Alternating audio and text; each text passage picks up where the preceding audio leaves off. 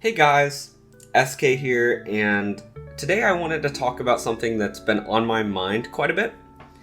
So I just recently hit level 60 in World of Warcraft, and I know I have that itch to go again and play again. And the video is not about World of Warcraft, but it's more so on the idea of why do I finish some games and why do I want to replay them, but other games either I have a hard time finishing or I finish it and I'm done.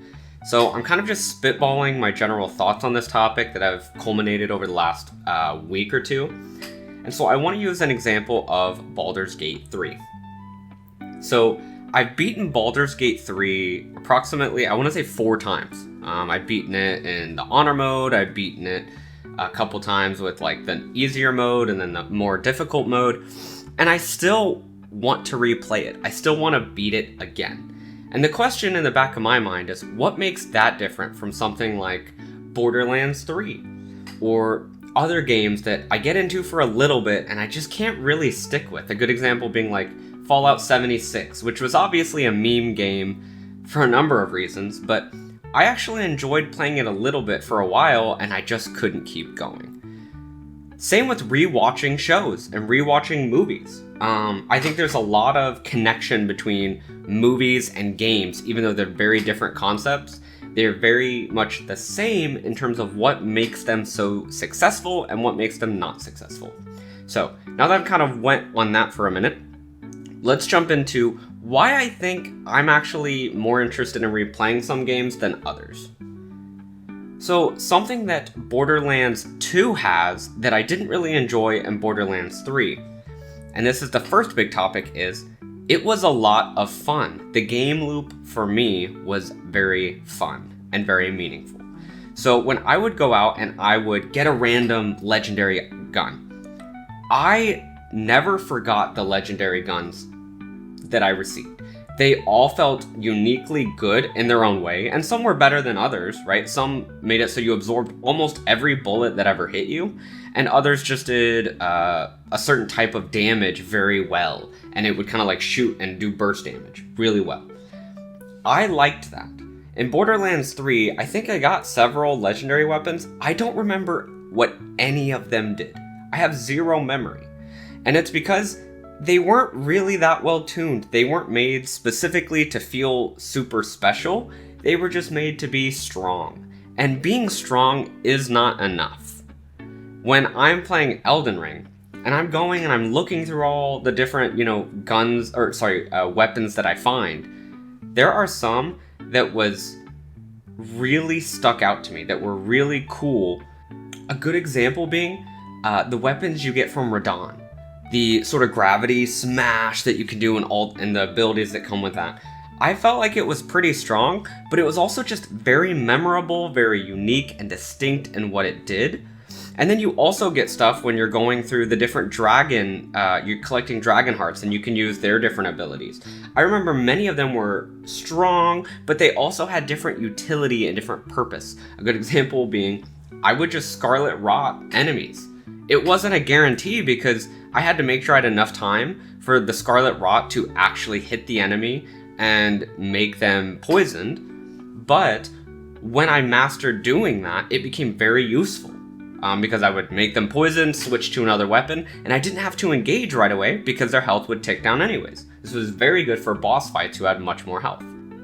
But then I play some games, and I'll talk about Fallout 76.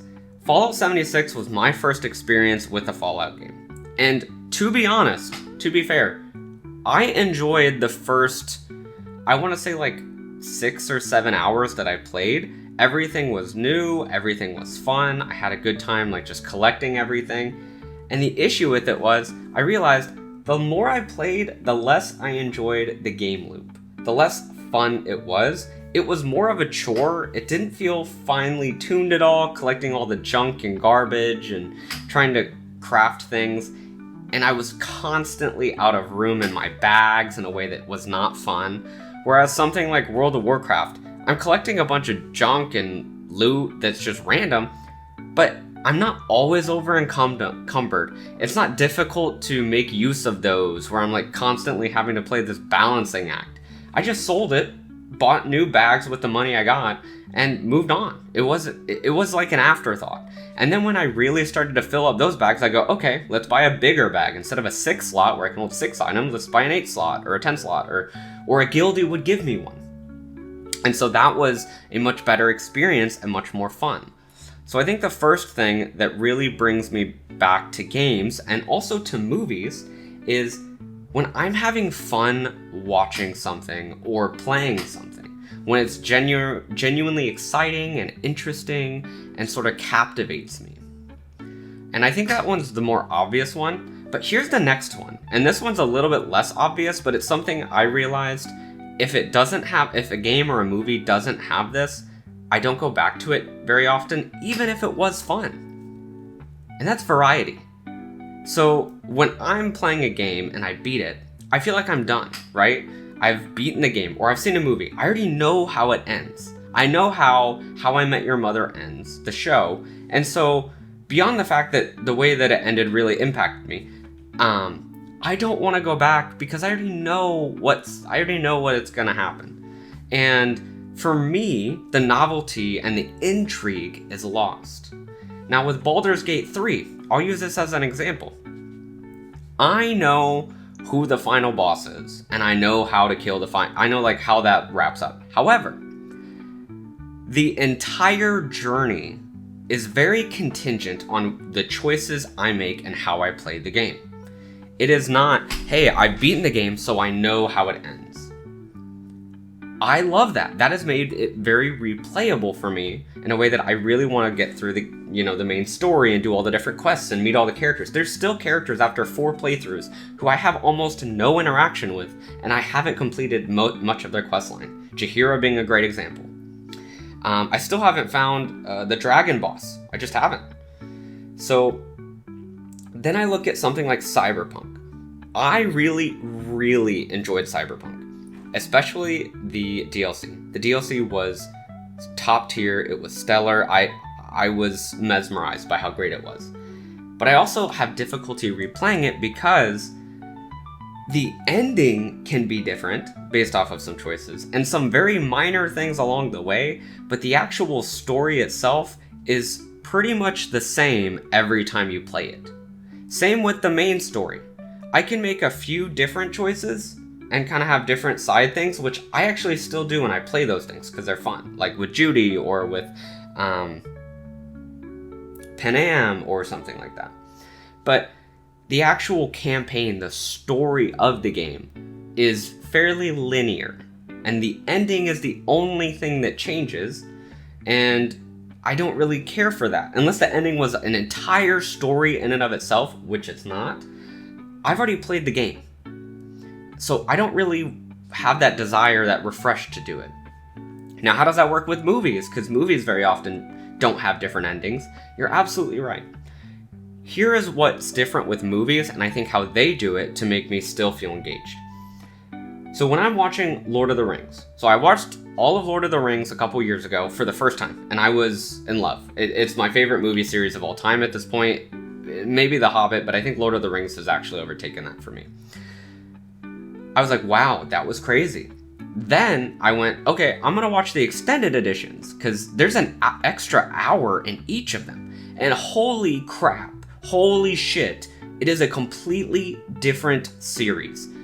You learn so much about Boromir, and Boromir becomes this real person, this real entity who I connect with. I understand his motivations truly, and I'm full support in what he was doing, even though I disagree with his actions. I understand why he did what he did. Incredibly different. Another example from Lord of the Rings. In the first the series without the extended edition, and I thought this was terrible at the time. I didn't get it. Saruman does not get killed. You don't see this epic fight with Saruman. You see this fight where the trees are just destroying his fortress, and that's cool, but that is not Saruman. That is not this magic, super strong wizard who is defeated. They just say, Saruman lies in his tower, defeated. I'm like, that's super anticlimactic for one of the biggest bosses, one of the biggest big bad evil guys of the movie series. Then you watch the extended edition, and for anyone who hasn't seen the extended edition, I'm not going to ruin lots of things, but you get to see the fight. You get to see his, what happens to him and how it happens and why it happens. That was amazing. So I watched the extended edition and it had all of these details. But when I'm rewatching the extended editions, which I have, there are a lot of things that I didn't connect the first time or the second time I watched them because there's so much going on. There's so much jam-packed into it. There's so much attention to detail. And so when games do this, when there is so much attention to detail and so much variety, Elden Ring being another one, it's not really a story-driven game, even though you can be driven by the story. That is not what drives the game. I can go and play, and every single playthrough I've done, first off, the build I'd go with hugely affects how the game goes, but also the places I go, what enemies I decide to follow, the NPCs I decide to interact with. The ending can also be different. Like, there's just so much about the experience that is vastly different every single time I beat it. And I think I've beaten it like 3 or 4 times now. I've lost track. And I could beat it again. I want to beat it again because I want to play the DLC again. And it's just a hugely different experience. So the TLDR, the quick sum up of why I think I can replay and beat some games and rewatch movies and not others, is because A, I'm having fun with the game loop. I'm having fun with the experience. It doesn't have to be a 10 out of 10 the entire playthrough. I don't think Baldur's Gate 3 is a 10 out of 10 the entire playthrough. I think that the last act is very overwhelming and makes me feel incredibly lost at times. However, it is a minimum, very, very minimum of a 7 out of 10 at all times. There is no portion of the game where I'm like, man, I'm bored. I'm just varying